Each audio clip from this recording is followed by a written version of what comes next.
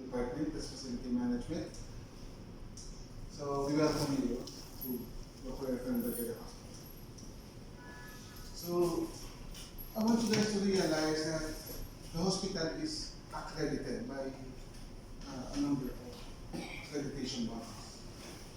These are JCI, Sibari, and other people, like the Civil Defense and the Ministry of Health. They frequent our hospital. They come here every now and then.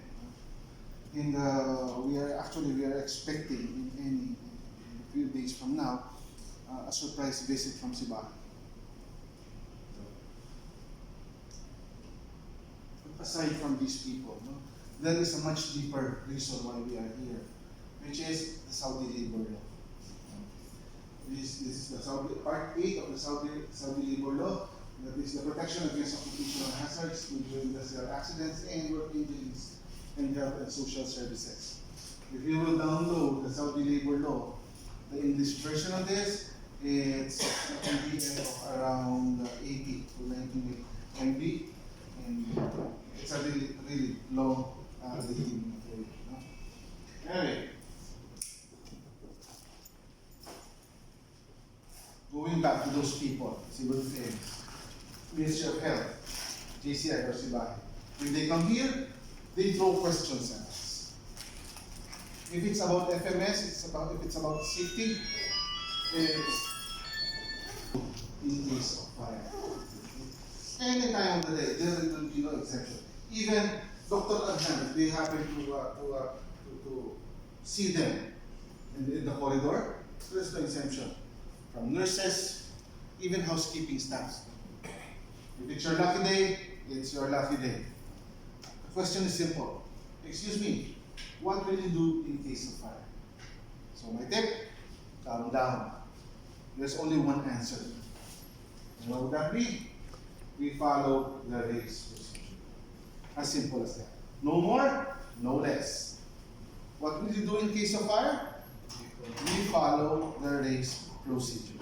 Simple as that. Right? Understand? It's in the policy, actually. No? If you will read through the policy under FMS, it is stated clearly there that what we do in the case of fire, the answer is we follow the race procedure. As simple as that. So, next thing, we'll discuss race one by one. We'll start with letter R. Letter R means rescue. So when you say rescue, what comes to your mind? There's a victim and there's a rescue, right? Just like what we did earlier, no? We have a victim, we have a patient. Why did that patient become a victim? Because of that scenario, the environmental situation. No?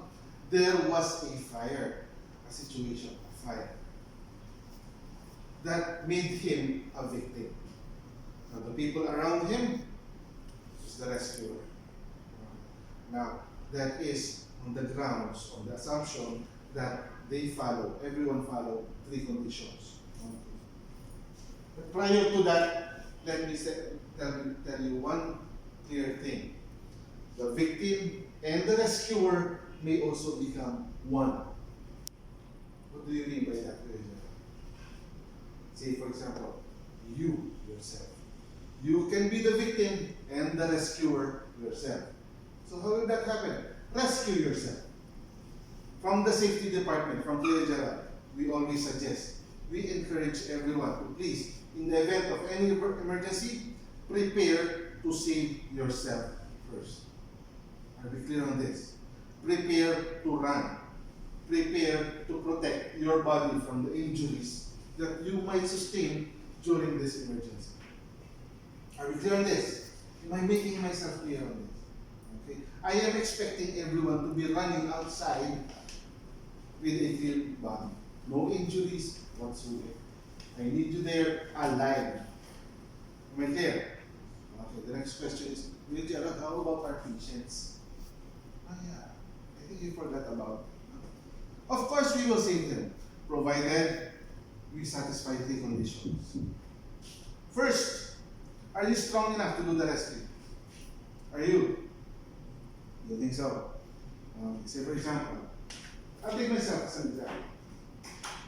I'll be honest with you. Today or yesterday, I weighed myself. I weighed 76 kilos yesterday. If you happen to see me sprawled on the floor like this,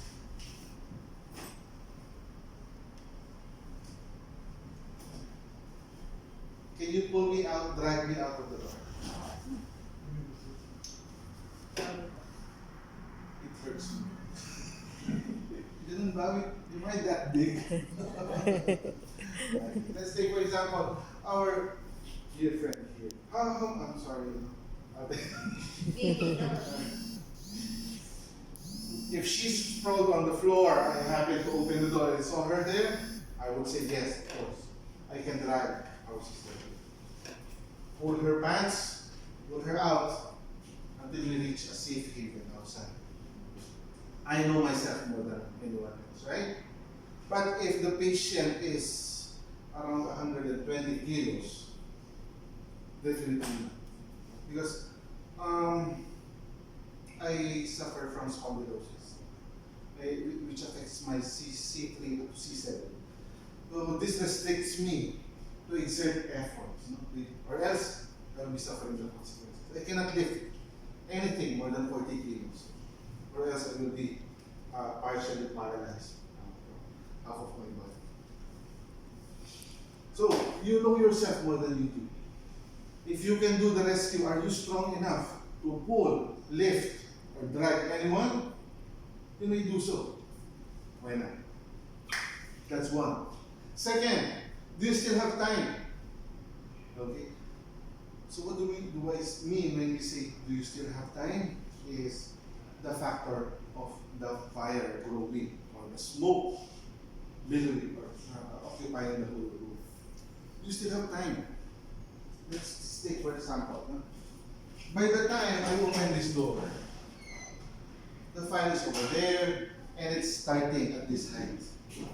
Something's burning over there, maybe the couch. By that time I open the door, that's zero. Time zero. The fire is just starting here. Maybe up to here.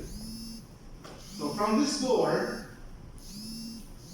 I saw someone over there, unconscious. I have to walk towards him, right? How many seconds do I have to consume? From here, 5 seconds maybe? 1, 2, 3, 4, 5. Am I strong enough? Yes, of course I can.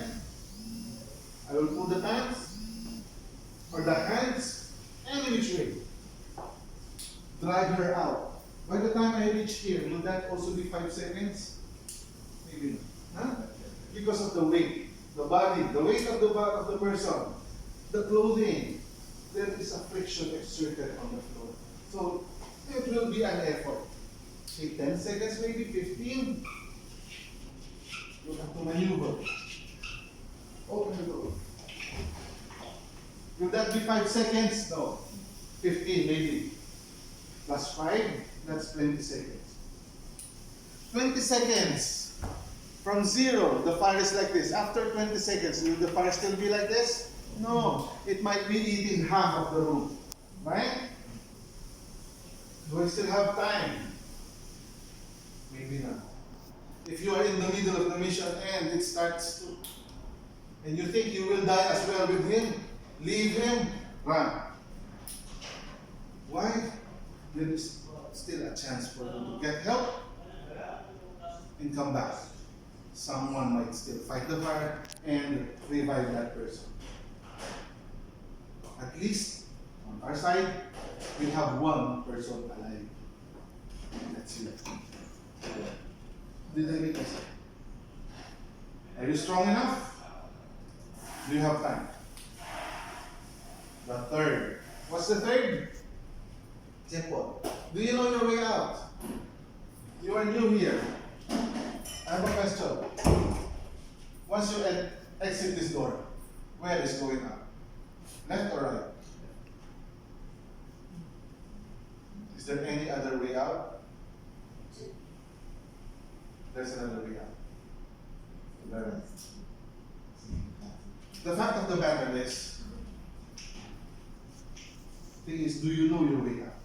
If not, might as well know it first. Find out first before thinking of rescue. Okay? So, going back, are you strong enough to do the rescue? Do you have time? Stand on your side. And lastly, do you know your way out? If all three is there, proceed to rescue that person. Clear? Any question? If you have questions tomorrow, next week, maybe, next month, please feel free to call the safety department. Okay? At 1804-1805. You may note it down. Actually, you can call the operator. Please connect me to the safety department. And they will connect you to 1804-1805. But, chances are, during the day, most specifically at the night, no one might answer you. The thing is, we do not sit in the office most of the time. Every day, we are on the go. No? We respond to emergencies. No? Safety, we don't have light here. Safety, there's a water leaking here. The best part, safety, there's a dead bird here in front of ICU window. A bird, a dead bird in the window of ICU. They call us.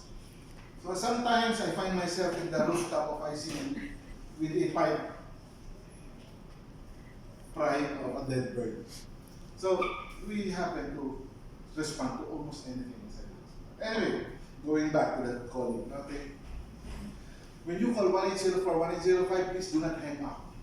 After 5 rings, your calls will be transferred. Because call divert is diverted automatically to the mobile phone of the safety officer on duty. So just hang on. Okay. After 5 days, 1, 2, 3, 4, 5, most of the time people, no one is answering. And then they will make a report. We call the safety, no one is answering.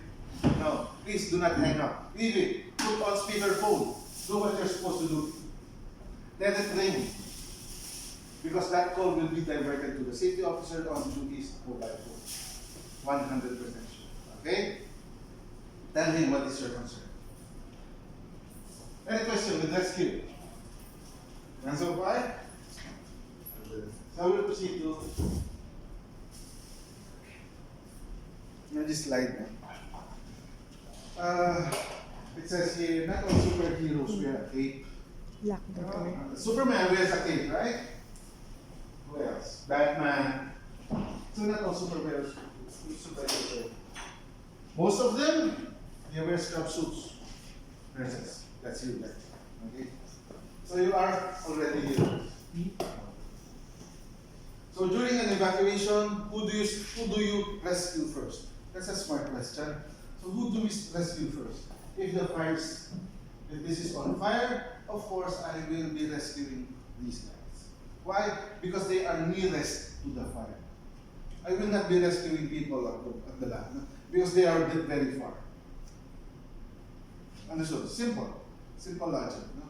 Anyone who are nearest to the fire should be rescued first, regardless of age, sex, medical condition. Always rescue the person nearest to the fire. Okay? There are 2 types of evacuation, horizontal and vertical.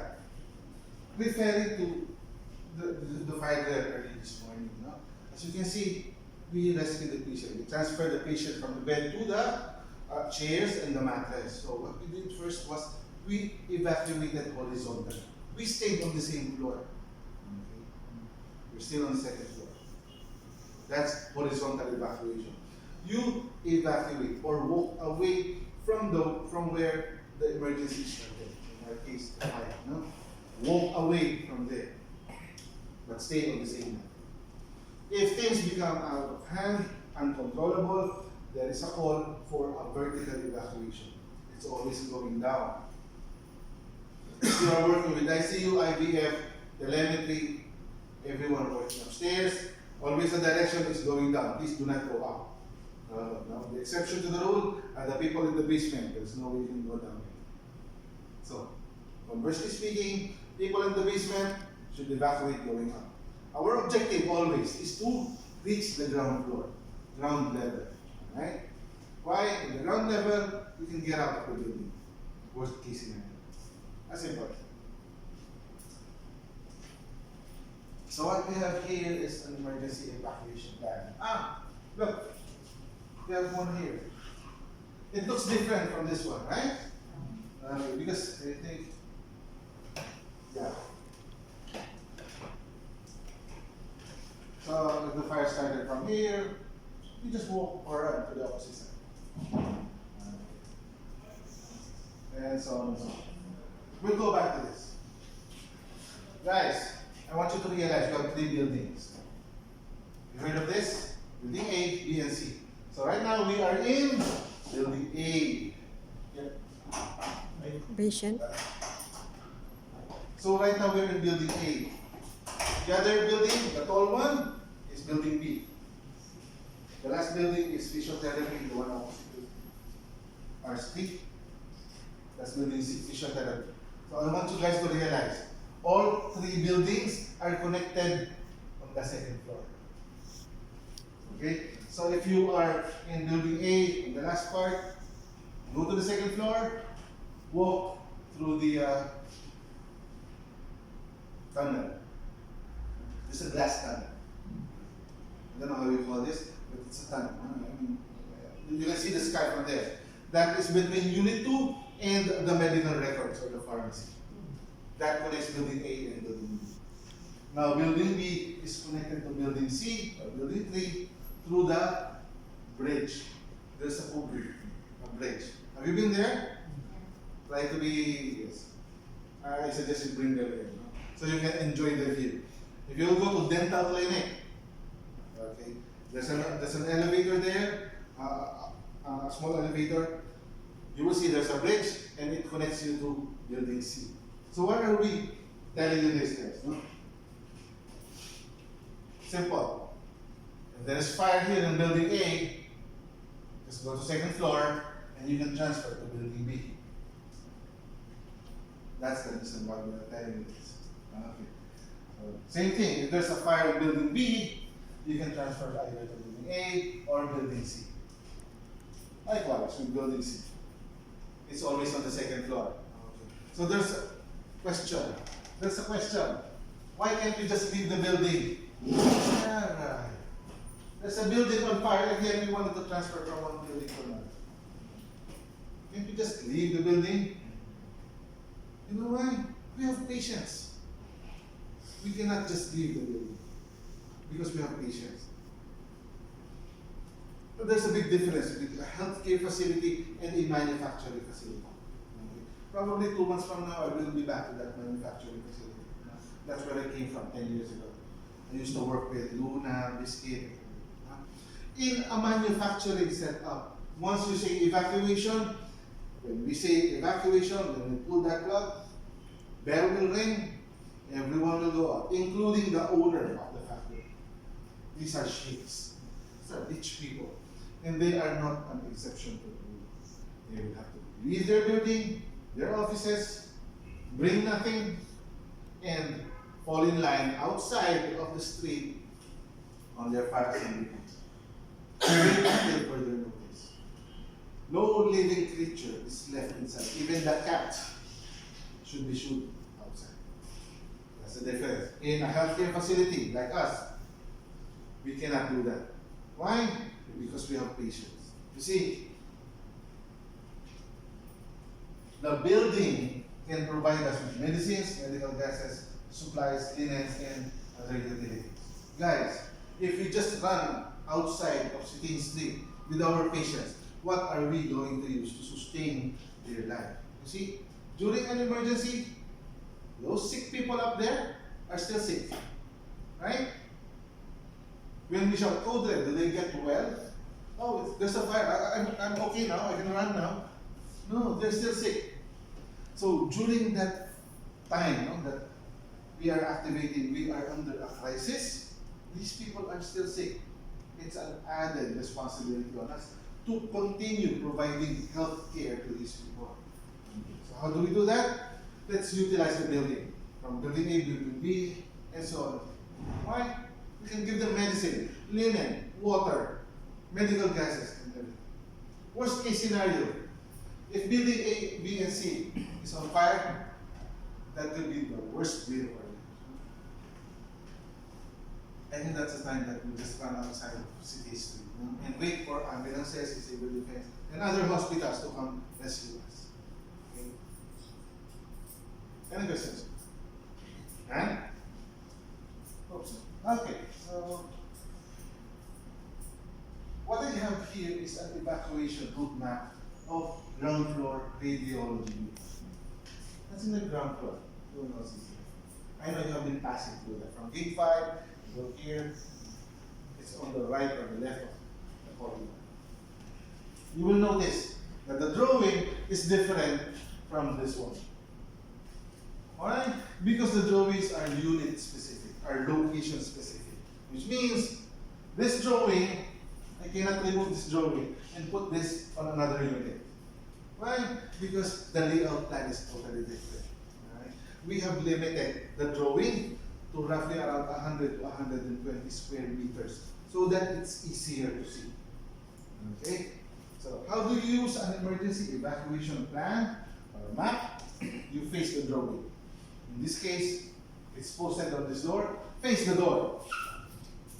Look for the icon. You are here. So it says here, go out of the door and turn right. Why? I showed to the right because this is the emergency exit door. Okay. The chances are, what if this path is blocked? What if the fire is there? You cannot just follow this. Still, follow your instincts. If this is blocked, turn to the left. If it's safer on the left side. Logical, right? Common sense. The same thing here. You are here. So it says to the right. To the right. And right. And left. And this is gate 5. All you have to do is face the drawing, follow the red arrow. Because the red arrow will show you the shortest distance from your location to the nearest fire exit. So, your assignment, as soon as you are deployed to your units, find these evacuation maps and study them. And besides that, study the whole area physically. Know your exits. Where are the doors? Make sure that the doors are clear at any given time. So that anytime you can exit through this. Well, Gerald, it's very easy. No? The door is over there. No? Very easy. In Unit 6, the door is always there. They don't remove the door there. Yes, of course. Fine. You can see that because it's around 9:30 in the morning. What if the fire started at 12 o'clock midnight? 3 in the morning. There is no sunlight. If there is no sunlight, there will be no illumination to assist you. Okay. But there is light. During the fire, the first utility service that will be deprived from you is electricity. So there is no sunlight and there is no electrical power supply. It will be pitch black. So how are you going to find your exit?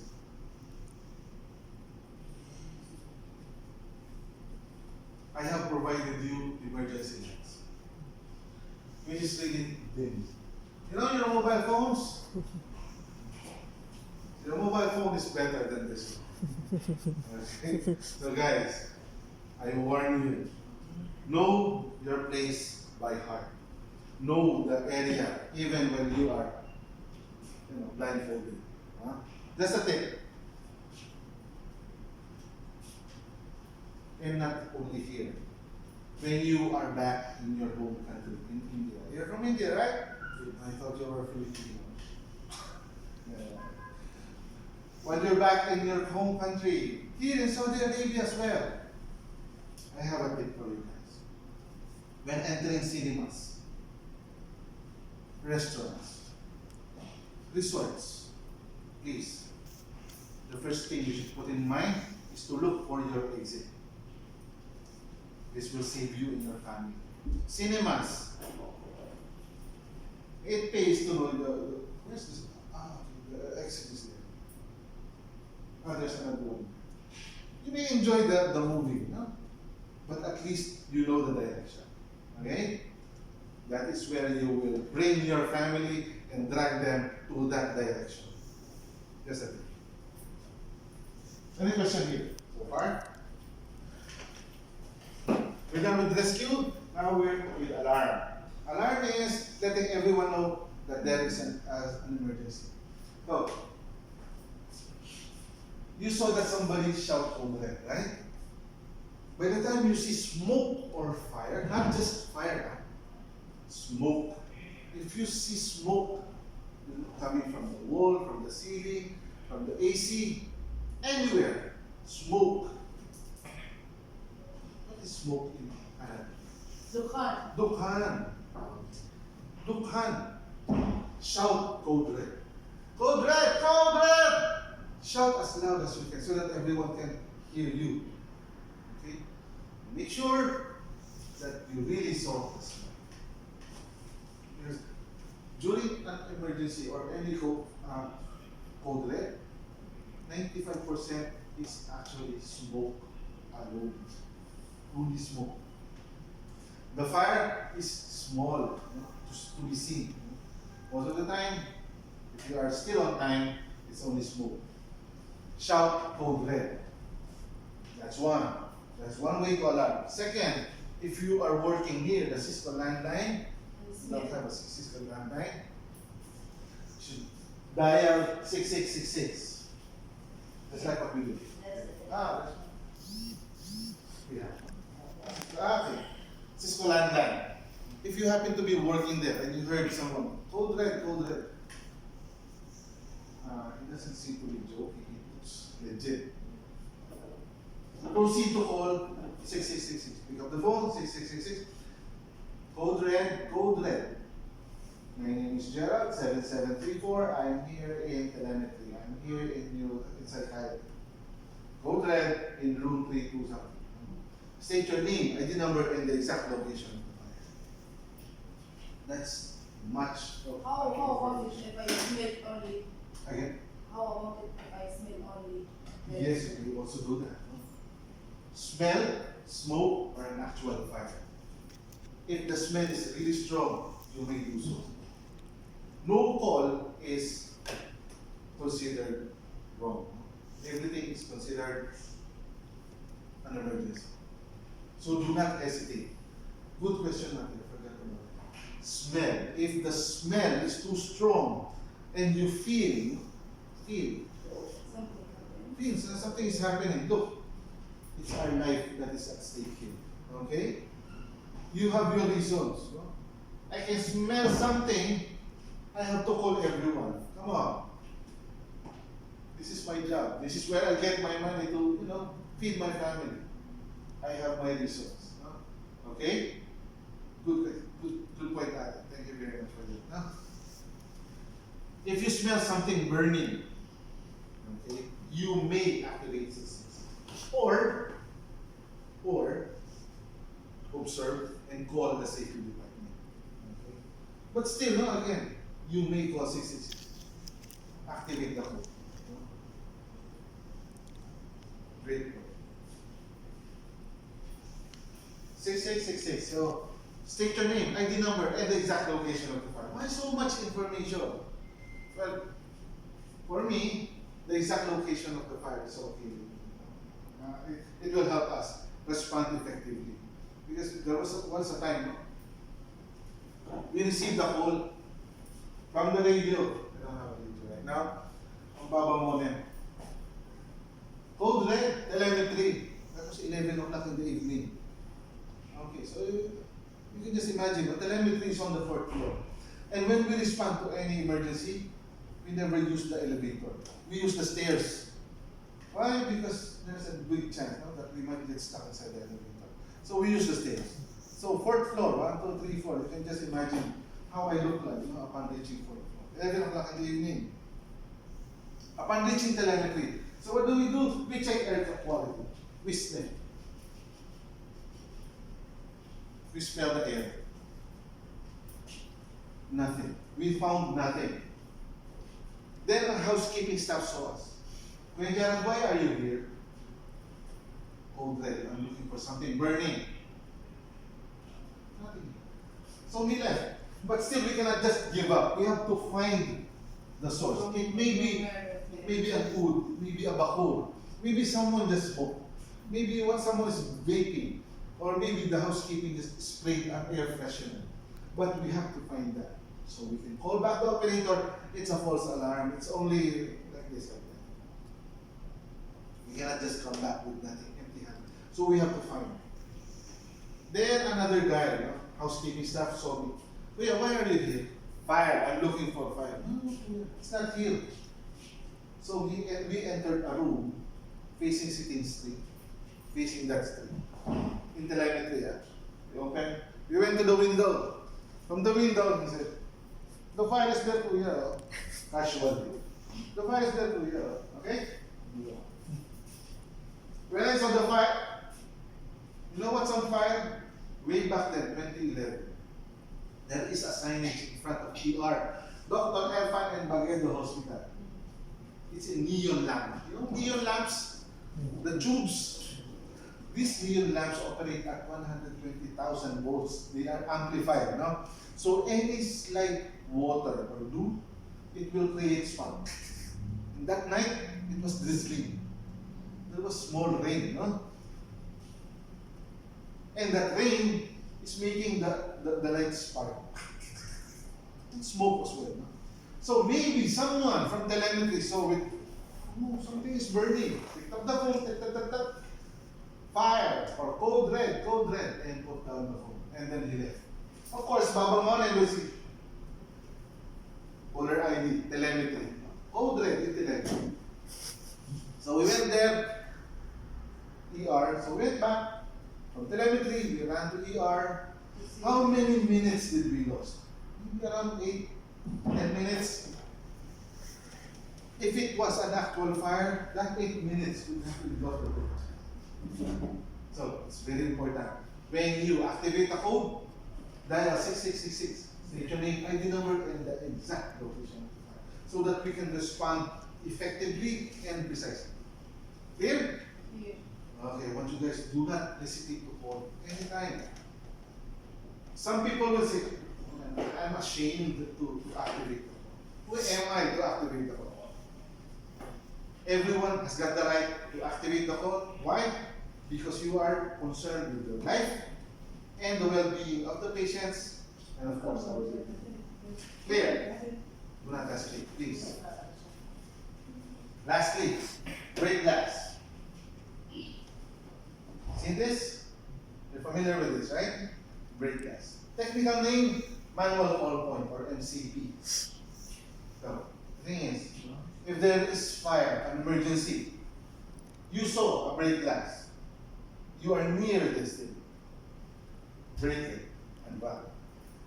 That's one scenario. Second scenario, there's fire. You saw a break glass, but you are too far. You don't have time. Run. Okay? Third scenario, you run. You did not see, or maybe you saw, but you are too panicked. You run. But when you reach the fire assembly point, where is that? Downstairs. Oh, that's very safe here. And then you saw a break glass. Rest. Do not break. Why? Okay, the break glass is for that area. Okay, I have something to tell you guys. It's more of a technical concept. The thing is, in electrical or electronics, there is what you call a circuit. A mobile phone is running because there's a circuit inside. Wires are connected to here, and there. Okay? The break glass, the smoke detectors,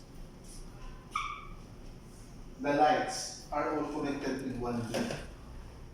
If I break this glass here, it will send a signal to the panel, unit 3. If you go down, break glass, it will send another signal, administration. So there will be 2 separate alarms. This will make confusion. Okay, to summarize, let this be an agreement between you and me. If you remember what I said before, break it. If you get confused, leave it. Clear? Don't mind the break glass, okay? Do not mind the break glass. But if you remember the lecture today, fire is here, break glass is here, break it. Fire is there, break glass is here, please do not break it. I forget everything Kuya Gerald said. Leave the break glass, okay? Do not touch the break glass. Alright? Okay? Understood? But if you are interested, call me. I will repeat the lecture. Yeah, from the Philippines or from Canada, Australia. It's a different story. No? No, thing is, it's about locality. Break where there is fire. If you are someplace else, it's a totally different story. Okay? Next, confine. Letter C. Confine means keeping the smoke and the fire where it started. If the smoke, fire, and the smell is coming here, keep it here. Evacuate, rescue the people, close the door. Simple as that. Do not lock. Close the door. In that way, we keep the smoke, fire, and the smell here in this room. It will make other people easy to evacuate. Because if you keep it open, the smoke, the smell, or maybe the fire will go out, making it harder for other people to evacuate. Let's keep the air clean outside. Okay? Simple as that. The smallest thing that you can do is close the door. Why? Because the confined part is mostly on engineering. It's how we design the building. If you will notice, no? If you will go around the building, you will notice that there are doors, metal doors, installed here in the hospital, which are kept open. In the unit, corridors, you will see. Remember this. You will see these doors. It's kept open. So you will ask yourself, why did they buy doors and keep it open? 24 hours a day. Metal doors. These doors are called confinement doors. Upon activation of a smoke detector or a break glass, these doors automatically close. They are released because there's a magnet at the back. Okay? What's the purpose of this? It's to confine, to keep the smoke from where it started. So, if this is the door. If the smoke and the fire started here, and this is closed, the smoke and the fire will stay here. It will keep the air clear on this side. So the question is, Kia, what if I'm here, I'm running away from the smoke and the fire, and I want to cross? Don't worry, this door can be open. Push the door, you can run, and it will spring back. What if the fire is here, I'm here, I want to transfer? The same thing. Push the door, it will open for you, and it will spring back. It's not blocking you on one side of the door, okay? It can be pushed. There's a panic bar. You can push it, doorknob, whatever. But one thing is for sure. It will not lock you up in one side of the door, okay? I want you to realize this. Again, find these doors and check. This is the confinement door. Lastly, extinguish or evacuate. That's letter E. From the safety department, again, as I have said earlier, always choose to evacuate. Always choose to run and save yourself. Run and save your patient. Here, extinguish. Why do we have an option to extinguish? As I have said earlier, the third slide, the Saudi labor law.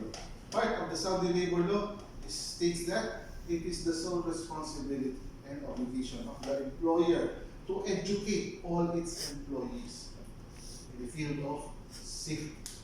This includes the use of a fire extinguisher. So today, we'll be talking about the use of a fire extinguisher, which I haven't before that. I'll get to the fire extinguisher for a minute. extinguish or evacuate. So once we choose to extinguish, we proceed to pass. Pull the pin, aim at the base of fire, squeeze the lever, and sweep side to side. Okay, pass. So what I have here is a typical 6 kg powder. 6 kg powder. It's a dry powder, it's a chemical. It impedes with a chemical reaction. That's how it works. No? Anyway, let's concentrate on pass. First is pull the pin. Guys, this is the pin. It's a safety pin. The pin prevents you from pushing the Now, opposite the pin is a seal. There is a seal which prevents you from pulling the pin. Do not go. So, without the pin, you can pull it. So what's the purpose of the pin? The pin signifies integrity. Meaning, this fire extinguisher is good, you can use the fire extinguisher. So, if you see a fire extinguisher with a pin, multi-seal, this is not good. Maybe it was used yesterday, the other day. It's empty, carbon. Please do not use anything, any fire extinguisher with a pin without a seal. Okay? With the seal, it signifies integrity, good condition. Right? So, pull the pin. So how do we pull the pin? Remove the seal. Use your hand, turn it, pry it up. If you have a scissor, cut it up. If you have a pen, try pulling it. Pull, turn, do everything you can. If everything has been done and still the seal is still there, pull it down.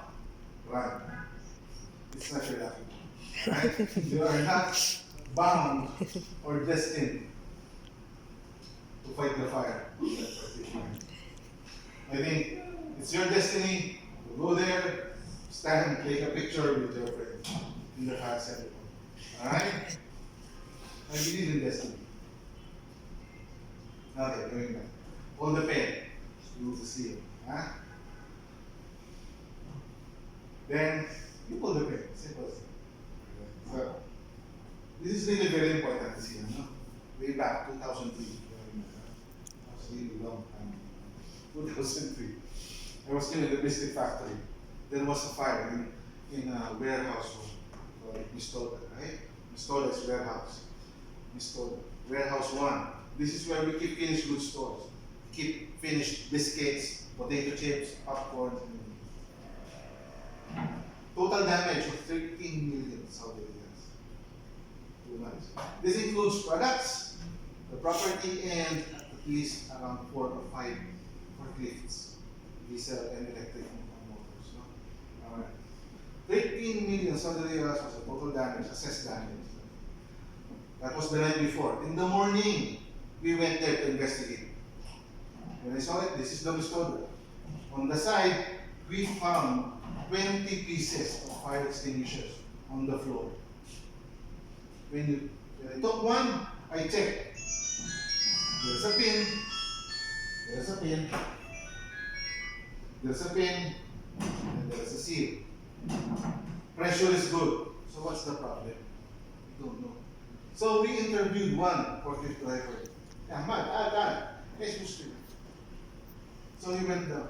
I asked him, well, what's the problem here? This is when it gets weirder. Ahmad went down his sakina. Well, he's very angry. He was there last night. Really? Wala yung tatapay carbon. Your fire extinguisher is not working. Wala. Aywa! Shoot! At your road! Because there's a seal. They do not know that they have to remove the seal first. I'm sorry. Malice. Okay, Gerald. It was a big realization on our part. No? So So since that day, I have altered, modified all training materials, and specifically emphasized the existence of the seal. Because this seal has created a big damage to the road. Alright? So, pin, seal. Remove the seal, you can remove the pin. Understand? Okay. I'm sure most of you guys know. You have cars. You can drive now, right? Or maybe if your dad or your brother is driving, check underneath the seat. You have your fire extinguishers there. Check your fire extinguishers. Alright? Make sure that your fire extinguisher is in good condition. Alright? Now you pull the pin, aim at the base of fire. Aiming at the base of fire means hold the nozzle. If this table is on fire, aim on the table. Around. If this projector is on fire, aim at the projector. If this table hit laptop, so basically aim on what is actually burning. If something is burning, aim on that thing. Clear?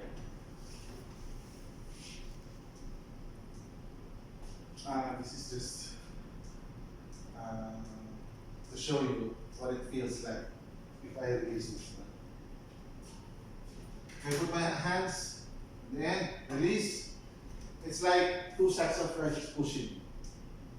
That's the pressure, you know, 180 psi inside a typical fire extinguisher.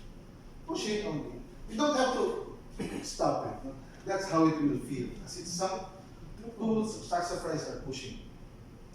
Alright. Squeeze the lever. This is the lever. This is the handle. I forgot, Gerald. Is this the lever or this is the handle? Nevertheless, hold them together. Alright? Hold them together. While aiming at the base.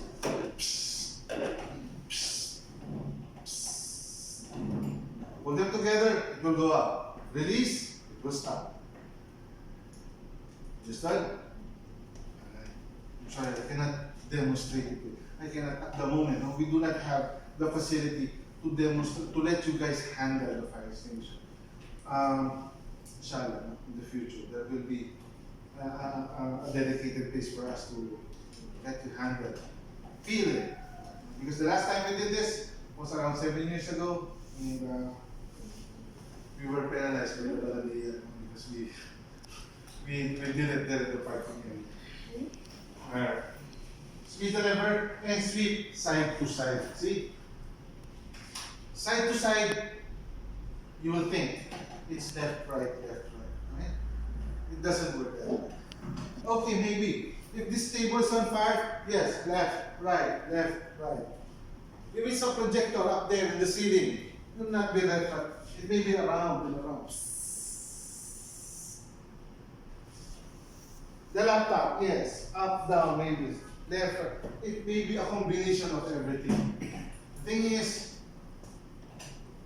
it will all depend on the shape, size, and the location of the material that is on. It's up to you. Alright? So you have to assess the situation. The first thing you have to assess, especially when you are outside, not inside. Right? If you are outside, when you're outside, wind direction. If the wind is coming from there, blowing to you, change your direction. Okay? Why? Because if you will release, the powder will just come down. Right? Wind is coming here. Not well. Find a different position. Change position, change location. If there's no place to go, leave it. Right. The most ideal thing is the wind is at your back, helping you push. The wind is going. Alright? Why? Because the powder is toxic. I mean, it's not healthy for you to inhale that powder. It's really toxic. I could not explain, but ano ba tawag mo? Makatisal lang mo. Very, no? When you inhale the powder, you will sneeze, you will cough. So when using a fire extinguisher, control your breathing. Okay? As much as possible, cover your nose. Huh? And as well your eyes, because it's toxic. Right? Not healthy for us. So, fire hose. Okay. It's like a garden hose. Pull the hose, let someone open, and there you go. Anyway.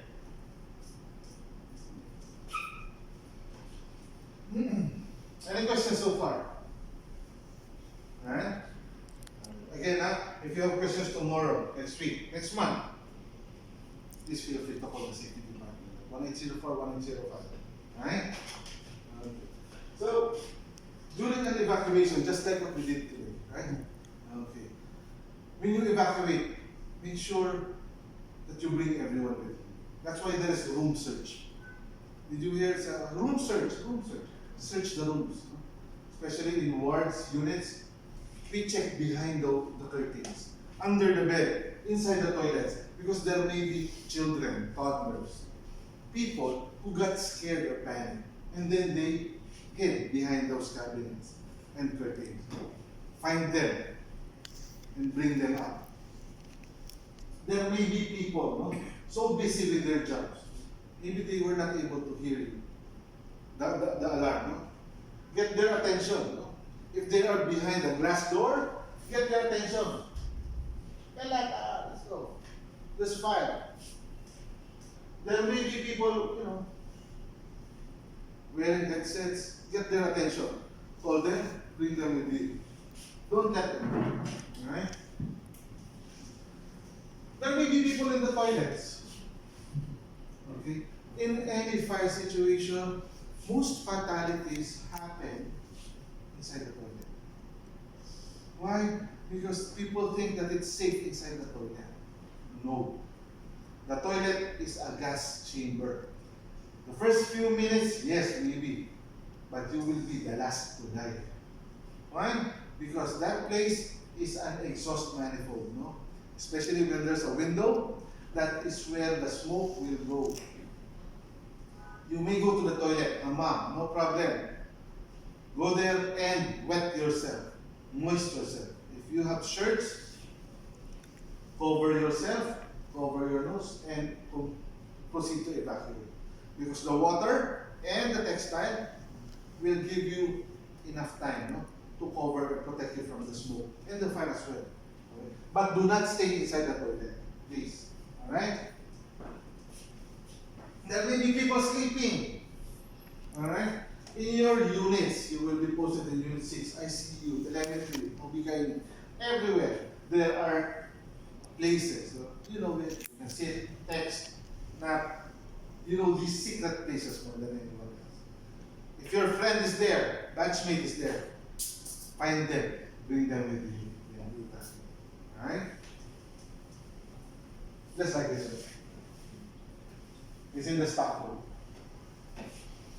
So he was on stealth mode and I was able to cover himself. You know this place, no?